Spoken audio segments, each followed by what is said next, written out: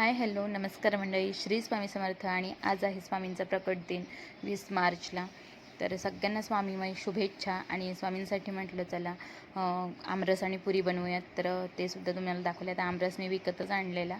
तर इथे छान असा नैवेद्य पण दाखवून झाला आहे. आणि हा जो व्लॉग असणार आहे ना, तो 2-3 दिवसचा असं मिक्स असणार आहे. तर इथे गवारची भाजी केलेली मी 2 दिवसापूर्वीच.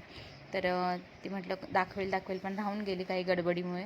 तर इथे गवार आहे ना छान अशी उमवून घेतलेली पाहू शकता. आणि छान अशा तिच्यातल्या ना शेरा काढून घेतलेत. आणि हे खारे बिस्किट आहेत, ते मध्ये मध्ये मी खात होते एक एक. तर कुणाकुणाला लहानपणाची आठवण झाली कमेंटमध्ये नक्की सांगा. आणि कुणाला आवडतात तेही सांगा. तर इथे गवार छान छान शेरा काढून झालेला, त्यावरच हळद मीठ मसाला वगैरे टाकून घेतलेला. आणि मस्त कांदा आणि टोमॅटो परतवून शिजवून घेतल्यानंतर लोखंडाच्या कढईत ही भाजी घातलेली ना मस्त झालेली. त्यावर गवार टाकली आणि मग गवार मस्त फ्राय करून घेतली. त्यानंतर गॅस बंद केला, शेंगदाण्याचा कूट घातला, झाकण ठेवून वाफ काढली. आणि मस्त अशी गरमागरम भाकरीसोबत गवारची भाजी छान झालेली. त्यानंतर आहे ना मिरच्या पण भरलेल्या, कारण की हिरव्या मिरच्या मला भरायच्या होत्या.